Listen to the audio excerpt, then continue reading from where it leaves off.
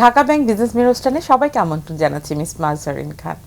দর্শক, আমরা আজকের বিষয় রেখেছি পুঁজিবাজারের সুযোগ, ঝুঁকি এবং করণীয়। আমাদের যে বর্তমান পুঁজিবাজার, আমরা দেখছি যে পুঁজিবাজারে খানিকটা পরিবর্তন এসেছে এবং বাংলাদেশ সিকিউরিটিজ অ্যান্ড এক্সচেঞ্জ কমিশনের নতুন লিডারশিপ এসেছে। বিনিয়োগকারীরাও বাজারের উপরে অল্প অল্প করে আস্থা রাখা শুরু করেছে। এ বিষয়ে কথা বলার জন্য আমরা পুঁজিবাজারের দুজন বিশেষ ব্যক্তিকে স্টুডিওতে আমন্ত্রণ জানিয়েছি। শুরুতেই পরিচয় করে দিচ্ছি, আমাদের সাথে রয়েছেন Majeda Khatun, CEO, ICB capital management. আমরা আমাদের মাঝে তরুণ প্রজন্মের একজন উদ্যোক্তাকে পেয়েছি, যিনি হচ্ছেন মোহাম্মদ আশিকুর রহমান, ব্যবস্থাপনা পরিচালক, মিডওয়ে সিকিউরিটিজ লিমিটেড। আমরা চলে যাচ্ছি আমাদের আজকের অনুষ্ঠানে। আপনাদের দুজনকে স্বাগত আমাদের অনুষ্ঠানে আসার জন্য।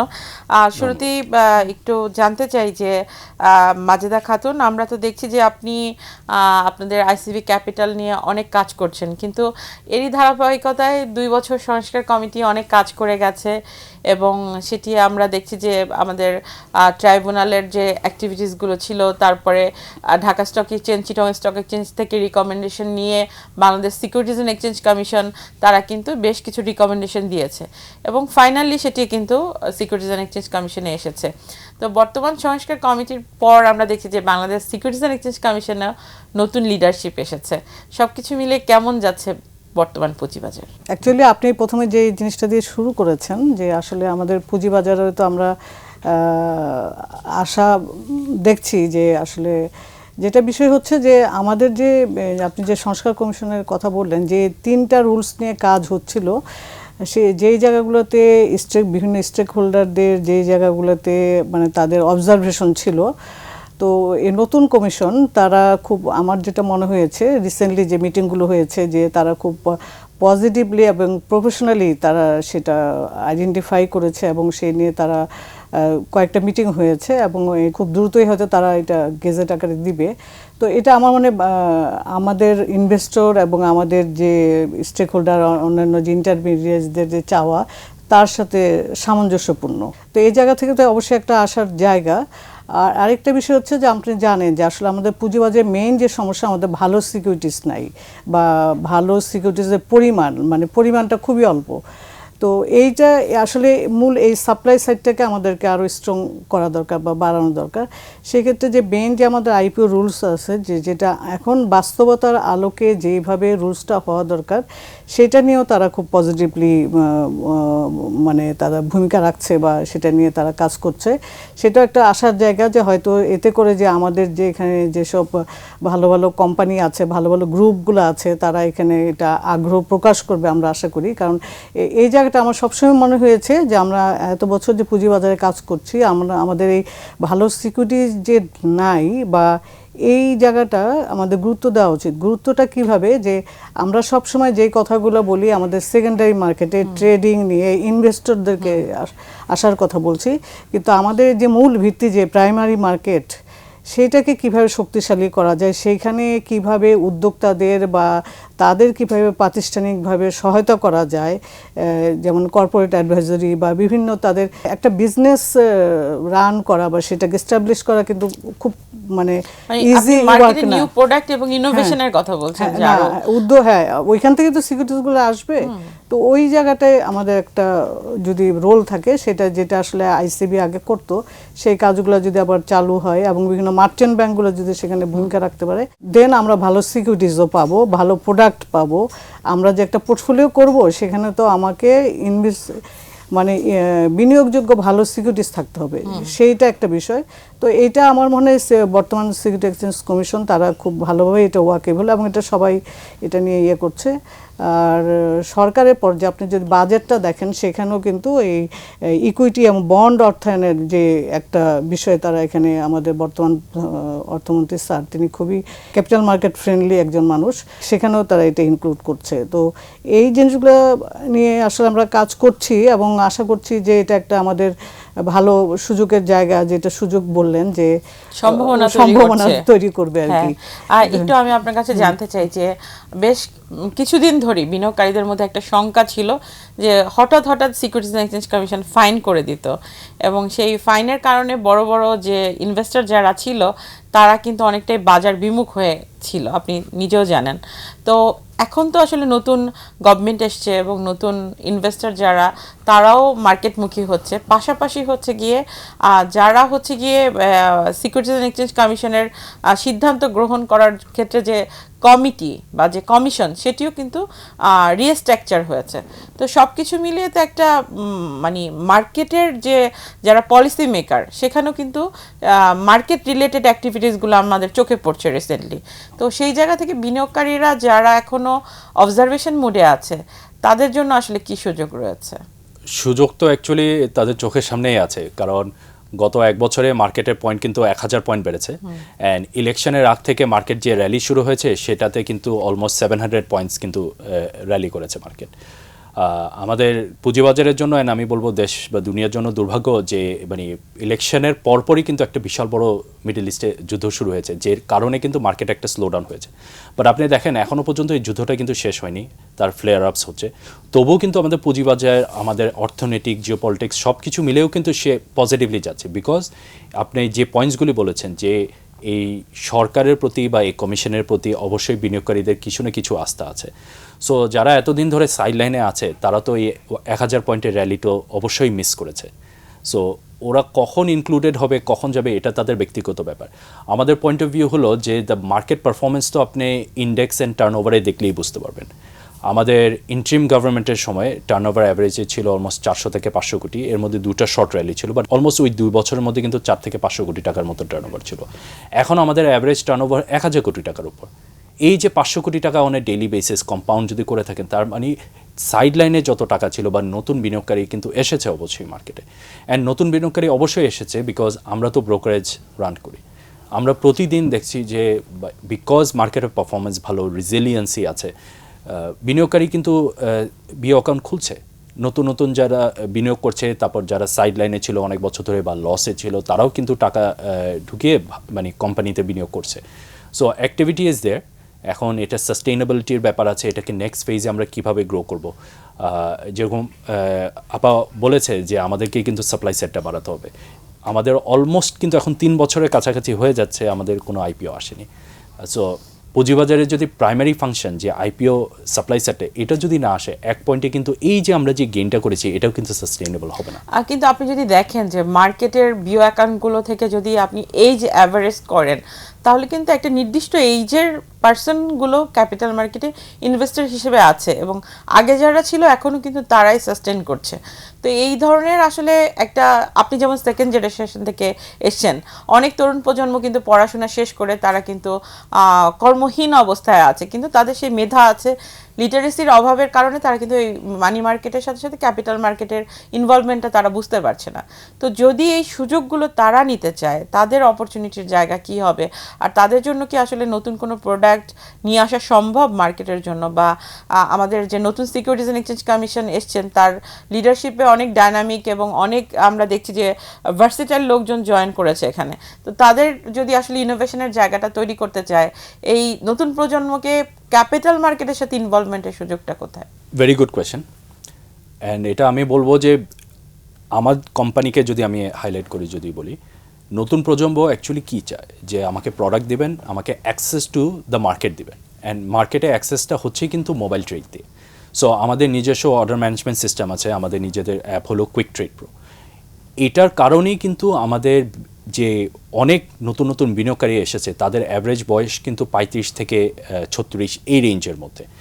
সো তারা আসছেই মেনলি বিকজ তারা অনলাইনে বিও অ্যাকাউন্ট খুলতে পারছে, অনলাইনে ফান্ড ডিপোজিট উইথড্রল করতে পারছে, অনলাইনে ট্রেড করতে পারছে, অনলাইনে আমাদের অ্যাপের থ্রুতে রিসার্চ করতে পারছে। যেসব জিনিস আগে যেরকম মতিঝিলে গিয়ে একটা ট্রেডারের পিছনে বসে বসে যে বিনিয়োগটা করতে হতো, তাদের পূর্বপুরুষরা যেটা করেছে, তাদের বাবারা করেছে, এটা কিন্তু তারা করতে চায় না। কেমনে করবে? আপনি কি জামের মধ্যে এই কাজটা করবেন? আপনি কি চাকরির মাঝখানে এই কাজটা করবেন, বা জব হান্টিংয়ের মাঝখানে করবেন? মেন কথা হলো যে if we can give them access to the market, তখন এটা অনেকটুকু ইজি হয়ে আসে, যেটা আমরা অলরেডি করেছি। অ্যান্ড অর্ডার ম্যানেজমেন্ট সিস্টেম এখন কিন্তু কোয়াইট প্রিভেলেন্ট, অনেক ব্রোকারেজে এই কাজটা করেছে। সেকেন্ডলি, ইন টার্মস অফ ঠিক আছে আপনি অ্যাক্সেস পাচ্ছেন, বাট কোন প্রোডাক্ট দিয়ে আপনি শুরু করবেন? আমি মনে করি যে এখানে একটা রেভলিউশন কিন্তু হচ্ছে, সেটা হলো মিউচুয়াল ফান্ড ইন্ডাস্ট্রিতে। আমি দেখছি যে আমাদের অনেক এএমসিরা কিন্তু এসআইপি শুরু করেছে। অ্যান্ড এসআইপির কারণে তারা প্রমোট করছে, যেটা Indian model has done successfully over the years, যে মিউচুয়াল ফান্ড সাহিহে একটা ট্যাগলাইন দিয়ে যে একটা বিশাল বড় একটা মিউচুয়াল ফান্ড ইন্ডাস্ট্রি ক্রিয়েট করেছে, ওই একই ন্যারেটিভে আমাদের অনেক ভালো ভালো এএমসিরাও কিন্তু বিনিয়োগকারীকে বোঝানোর চেষ্টা করছে যে আপনি ছোট ছোট অ্যামাউন্ট দিয়ে প্রতি মাসে যেরকম ডিপিএস করতে পারেন, এরকম এসআইপি দিয়ে আপনি শুরু করেন।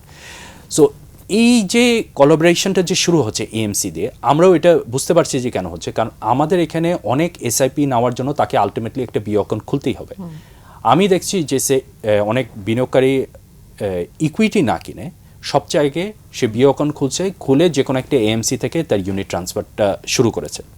সো এটা আমাদেরকে ইন্ডিকেশন দেয় তারা মিউচুয়াল ফান্ডে ইন্টারেস্টেড আছে। তো এই যে এসআইপির মাধ্যমে ঝুঁকিটাতে যে তার অনেকটা কমে গেছে, এটি আসলে মানে যদি আমার টেলিভিশনের সামনে যারা এখনো ইনভেস্টমেন্টে আসেনি বা তরুণ প্রজন্মের অনেকে ইনভেস্টমেন্ট করার জন্য চিন্তা করছে, তাদের জন্য কি বলবেন যে ঝুঁকি মোকাবেলাটা তারা কিভাবে করবে প্রাইমারি স্টেজে? প্রাইমারি স্টেজে ভেরি সিম্পল, আমরা সবসময় বলি যে আপনি দেখে শুনে বিনিয়োগ করেন, বাট এটার অ্যাকচুয়ালি অর্থটা কী? সবার কিন্তু ওরকম ফাইন্যান্সিয়াল লিটারেসি রাখাটা খুব ডিফিকাল্ট। সো আমি সবসময় যেটা বলবো যে আপনাকে মার্কেটে ইনক্লুড করার আগে হয়তোবা একজন অ্যাসেট ম্যানেজারের মিউচুয়াল ফান্ড ইন্ডাস্ট্রি যেগুলি ওপেন এন্ডেড মিউচুয়াল ফান্ড আছে, তাদের অনলাইনে তাদের র্যাঙ্কিং দেখে, পারফরমেন্স দেখে আপনি হয়তোবা একটা এসআইপি দিয়ে শুরু করতে পারবেন। প্রথম 6 মাস দেখার পরে আপনি বুঝতে পারবেন যে মার্কেটের ইকোসিস্টেমটা কীভাবে কভার করে। ধরে নেন আমাদের মতন ব্রোকারেজ যারা অনলাইনে সব রকমের সার্ভিস দেওয়ার জন্য রাজি আছে, আপনি অনলাইনে একটা বিনিয়োগ অ্যাকাউন্ট খুলে এখন তো মাত্র 150 টাকা লাগে। সো ওই একটা অ্যামাউন্টে বিনিয়োগ অ্যাকাউন্ট খুলে এসআইপি দিয়ে শুরু করেই আপনি কিন্তু মার্কেটের ইকোসিস্টেম স্ট্রাকচার, মার্কেটের রিস্ক, ইনহেরেন্ট রিস্কগুলি বুঝতে পারবেন। কারণ আপনার যখনই মার্কেটে একটা স্টেক থাকবে তখনই কিন্তু আপনি ইন্টারেস্টেড থাকবেন শেখার জন্য। কেউ মার্কেটে জয়েন করার আগে বেশি শিখতে চায় না, যখনই আপনার একটা স্টেক হয়ে আসবে তখনই কিন্তু আপনার ইন্টারেস্টটা থাকবে। সো ওইভাবে যখন তারা ইনক্লুডেড হবে, তারপর তারা ভ্যারাইটি অফ প্রোডাক্টস বের করা শুরু করবে, যেরকম ইকুইটি মার্কেট তার একটা প্রোডাক্ট। তারপর হলো সে গভর্নমেন্ট ট্রেজারি বন্ডও কিন্তু এখন বিরতির সময় হয়ে গেছে, আমি আবার আপনার কাছে ব্যাক করছি। দর্শক, আমরা একটা বিরতিতে যাচ্ছি, বিরতির পর আবারও ফিরছি ঢাকা ব্যাংক বিজনেস মিরর অনুষ্ঠানে। বিরতির পর আবারও আমন্ত্রণ জানাচ্ছি ঢাকা ব্যাংক বিজনেস মিরর অনুষ্ঠানে। আপনি বলছিলেন যে কি কি প্রোডাক্ট আছে এবং সেখানে সুযোগ কি রয়েছে। সো প্রোডাক্টের মধ্যে তো যেরকম মিউচুয়াল ফান্ডের ইউনিট দিয়ে তারা যদি শুরু করতে চায়, এসআইপি দিয়ে শুরু করতে চায়, বা নাহলে তারা ইন্ডিভিজুয়ালি মিউচুয়াল ফান্ড ইউনিটটাও যদি কিনো, অনেক রকমের গ্রোথ মিউচুয়াল ফান্ড আছে, ব্যালেন্সড আছে, ফিক্সড ইনকামও আছে। এখন কিন্তু গভর্নমেন্ট ট্রেজারি বন্ডও কিন্তু আপনি একজন ব্রোকারের থ্রুতে অ্যাপ্লাই করতে পারে। তাদের অ্যাভারেজ রেট কিন্তু আপনার 2 বছর, 5 বছর, 10 বছর, 15 বছর, সেগুলি 10 ইয়ার কিন্তু এখনও পর্যন্ত 10-এর কাছাকাছি আছে, which is on par to inflation. So আগে যেটা হতো যে ব্যাংকের থ্রুতে আপনাকে বিপিআইডি ক্রিয়েট করে আপনাকে হয়তো বা একটা ইনভেস্টমেন্টে যেতে হতো, এখন এটা অনেকটুকু ইজি। অ্যান্ড আমি মনে করি যে খুব ফিউচারে যখন এই বন্ড মার্কেটটাও খুব অ্যাক্টিভ হয়ে যাবে, তখন কোনো কারণে যদি আপনি একটা লং টার্ম বন্ডও হোল্ড করেন, মার্কেটে লিকুইডিটি আসলে ওটা কিন্তু বেচা কিনাও আপনি করতে পারবেন। সো এন্ট্রি অ্যান্ড এক্সিটও অনেকটুকু ইজি হয়ে আসবে। আইপিও তো অনেক বছর ধরেও আছে, এসএমই মার্কেটও আছে, বাট ইভেন দো এসএমই মার্কেটে আপনাকে এন্টার করতে হলে আপনাকে মিনিমাম 30 লাখ টাকার একটা পোর্টফোলিও রাখতে হবে। হাউএভার এই নতুন বিসেক কিন্তু একটা রুল চেঞ্জ করেছে, যেখানে আমাদের এখন এসএমই মার্কেটে যদি আইপিওতে অ্যাপ্লাই করতে চান, আপনার পোর্টফোলিও ভ্যালু হতে হবে 10 লাখ টাকা। সবার তো হয়তো বা এই অর্থ নেই, বাট আপনি মিউচুয়াল ফান্ড দিয়েও যদি শুরু করেন, স্টক মার্কেটে ডিরেক্ট ইকুইটিও যদি শুরু করেন, বিভিন্ন রকমের প্রোডাক্টই কিন্তু আপনার কাছে অ্যাভেলেবেল আছে। জি, সেক্ষেত্রে আপনারা তো ডিসক্রিশনারি অ্যাকাউন্ট অনেকটাই কাজ করছেন পোর্টফোলিও নিয়ে। জি, আমাদের আইসিবি ক্যাপিটালে কিন্তু এই ডিসক্রিশনারি প্রোডাক্টগুলো আছে, এবং এটা কিন্তু এই কিস্তি সিস্টেমে, যেটা 1000 টাকা থেকে আপনি করতে পারেন। যেমন বিশেষ করে আপনি যেহেতু ইয়াং জেনারেশন কথা বলছেন, আমাদের একটা প্রোডাক্ট আছে যেটা স্টুডেন্টদের জন্য, সেটা হচ্ছে 1000 টাকা করে, সেটার নাম হচ্ছে সংকল্প। তো আমার এই জিনিসটা করার পিছনে কারণটা যেটা, মানে আমরা সবসময় পুঁজিবাজারকে মনে করেছি যে আসলে পুঁজিবাজারটা হচ্ছে আমার অনেক টাকা থাকতে হবে এবং এখানে সবাই আসতে পারবে না।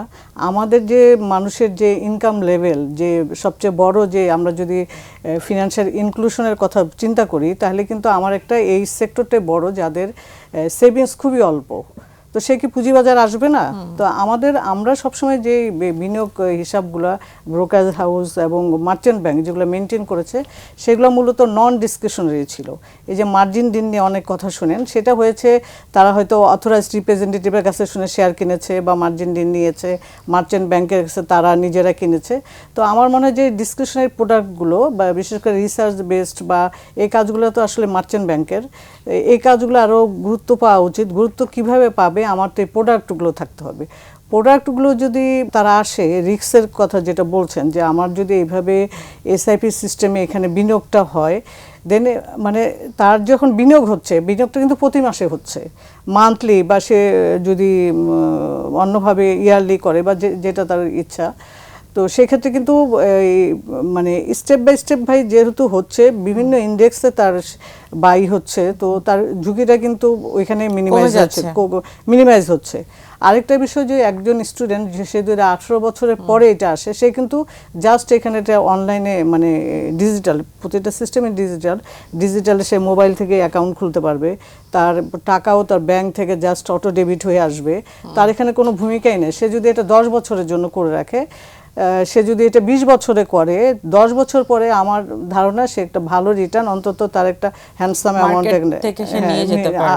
থাকবে, এবং এই যে প্রসেসের মধ্যে সে থাকবে, তার লার্নিংটাও তো কিন্তু হবে। যেভাবে আসলে মানে আপনারা নতুন প্রোডাক্ট ইনোভেশন এবং তরুণ প্রজন্মের সম্ভাবনার কথা বলছিলেন, এখানে আসলে প্রাতিষ্ঠানিক বিনিয়োগকারীদের জন্য তো বেশ কিছু নীতি নির্ধারণী মহল থেকে অংশগ্রহণের কথা বলা হয়েছিল। এরপর আমরা দেখছি যে প্রাতিষ্ঠানিক বিনিয়োগটা বাড়ছে না।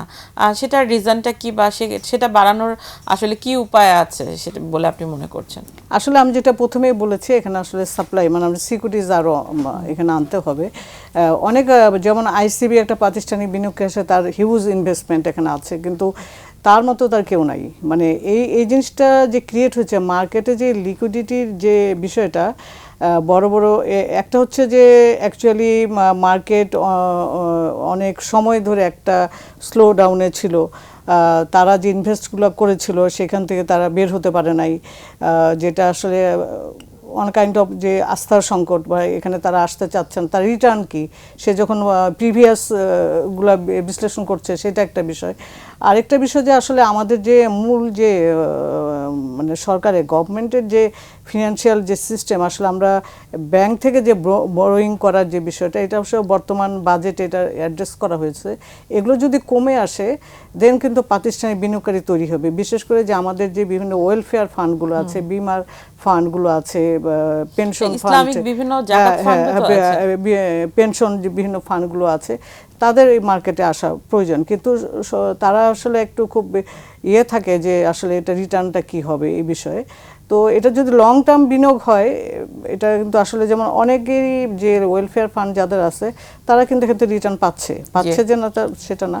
তো আশা করি যে আসবে তারা। এটা কিন্তু বর্তমান বাজেটও এই বিষয়টাকে অ্যাড্রেস করা হয়েছে, এটা একটা পজিটিভ দিক।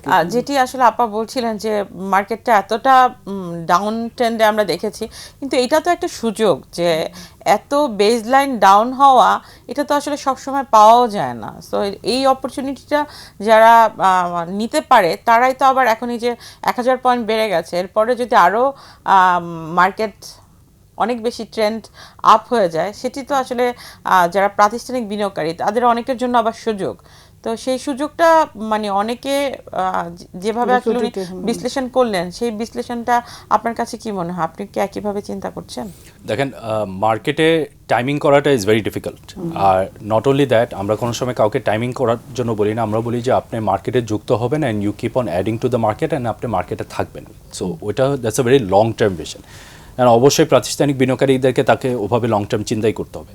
বাট এটাও কিন্তু রিয়ালিটি যে অনেক প্রাতিষ্ঠানিক বিনিয়োগকারী, আপনার যদি বলেন আমাদের ক্যাপিটাল মার্কেট ইকোসিস্টেমের মধ্যে, তাদের তো ক্যাপিটাল অ্যাডিকুয়েসি রেশিও তো তারা মেনটেন করতে পারছে না। বিকজ এই যে মানে টানা কয়েকটা মনে করেন 2010 থেকে নিয়ে 2021-22 যে ক্র্যাশগুলি যেটা হয়েছে, ফ্লোর প্রাইস যেটাতে দেওয়া হয়েছে, এটাতে তো অ্যাকচুয়ালি পুরো ecosystem has been destroyed. So এখানে প্রাতিষ্ঠানিক বিনিয়োগকারী যারা ইনভলভমেন্ট ছিল, তারাও তো অ্যাকচুয়ালি সাফার করেছে। সো যে কোনো ক্রাইসিস বা যে কোনো ক্র্যাশের পরে আপনার একটা সময় লাগে টু রিকভার। গভর্নমেন্ট কি কোনো ফ্যাসিলিটি সাবসিডি দিতে পারে বা কোনো ধরনের প্রণোদনা? কারণ যখন আমরা দেখি যে যে কোনো ক্রাইসিসের পর কিন্তু একটা সাবসিডি দেওয়া হয় তাদেরকে মার্কেট এন্ট্রি করে দেওয়ার জন্য, সেটি কি আসলে আমার possible? পার্সোনাল ওপিনিয়ন হলো যে এই সাবসিডি দিয়ে অ্যাকচুয়ালি সরকার কি বা অ্যাচিভ করেছে। আমরা যদি 40 বছরের হিস্ট্রি দেখি, জুট ইন্ডাস্ট্রি দেখেন, বিভিন্ন ইন্ডাস্ট্রি দেখেন, সো প্রণোদনা is actually not the right thing. আমাদের পয়েন্ট অফ ভিউ সবসময় ছিল যে let us work on the policy. আমরা যেটা কাজ করতে পারি সরকারের সাথে, যে দেখেন যত কিছুই বলি taxation is a very important thing. আপনি যেভাবে মনে করেন অ্যাটলিস্ট 2 বছর আগে যে অ্যাড সোর্সে 50 লাখ টাকার উপরে যে আপনি ট্যাক্স দিয়ে দিচ্ছেন, বড় বড় বিনিয়োগকারী কিন্তু ক্যাপিটাল মার্কেট থেকে সরে গেছে। মার্কেটটা ভালোই ছিল না, এর মধ্যে আপনি যদি আবার ট্যাক্সেশন অ্যাড করে, মার্কেটের বেনিফিটটা কি হলো? এখন এই সরকার এসে কিন্তু এইটাকে অনেকটু র্যাশনালাইজ করেছে যে আমার ফাইনাল ট্যাক্সেশন ইজ 15% যদি 50 লাখ টাকার উপরে যদি প্রফিট হয়। আপা, আমরা সুযোগের কথা শুনলাম, ঝুঁকিও শুনলাম, এখন একটু জানতে চাই যে মানে আগামীর পুঁজিবাজার যদি দীর্ঘমেয়াদী আমরা রাখতে চাই, নতুন যারা লিডারশিপে আসছে তাদেরকে কি পরামর্শ দিবেন, তারা কি করতে পারে? আসলে আমি যেটা মানে বারবার যে কথাটা আসে যে আসলে আমাদের পলিসিগুলো যেন সাস্টেনেবল হয়, বারবার পলিসি চেঞ্জ করা এবং মার্কেটকে মানে মার্কেটে নিজস্ব একটা গতি থাকে, বারবার ইন্টারভেনশন না করা, যেমন ফ্লোর প্রাইস, মানে এই টাইপের বিষয়গুলো। জি, আমরা অনুষ্ঠান শেষ করব, একটু আপনার কাছে জানতে চাই যে নতুন এসএসসি কি কাজ করতে পারে বা কোন জায়গায় কাজ করলে মার্কেট আরো বেশি সাস্টেন ওয়েতে কাজ করতে পারবে? আই থিঙ্ক এসএসসি অ্যাকচুয়ালি মার্কেটের ইন্ডেক্স বাড়ছে নাকি না এটা তাদের ফোকাস করা উচিত না। পলিসি রিলেটেড, পলিসি রিলেটেড তাদেরকে সাস্টেইনেবিলিটিটাই সবচেয়ে ইম্পর্টেন্ট হিসেবে দেখা উচিত। আর ওই কনকারেন্টলি দেখেন ওরা কিন্তু অলরেডি ডিরেগুলেশনের দিকেই চলে যাচ্ছে। ঢাকা স্টক এক্সচেঞ্জকে পাওয়ার দিয়ে দিয়েছে যে তুমি তোমার নিজের সার্কিট ব্রেকার ক্রিয়েট করবা। তুমি কোনো ইনভেস্টিগেশনে যদি যাও, মানে এসএসসিকে ইনফর্ম করে ইনভেস্টিগেশনে যেতে হবে না। কোনো ফ্যাক্টরি ভিজিট যদি করতে চাও এসএসসিকে ইনফর্ম করে যেতে হবে না। মানে Dhaka stock exchange as a institution সে তার নিজের ওয়েতে একটা রেগুলেটর হবে। So these are all very fine, this is all very good. আমাদের আরো কিছু বিষয় ছিল কিন্তু সময় স্বল্পতার কারণে আজকে আর আমরা আলোচনা করতে পারছি না। ইনশাআল্লাহ নেক্সট প্রোগ্রামে আমরা সেগুলো নিয়ে আসব। আপনাদের দুজনকে অসংখ্য ধন্যবাদ আমাদেরকে সময় দেওয়ার আপনাকে জন্য। ধন্যবাদ। দর্শক, এই ছিল আজকের মতো ঢাকা ব্যাংক বিজনেস মিরর অনুষ্ঠান। দেখা হবে আগামী সপ্তাহে। সেই পর্যন্ত সবাই ভালো থাকুন, সুস্থ থাকুন, নিরাপদে থাকুন।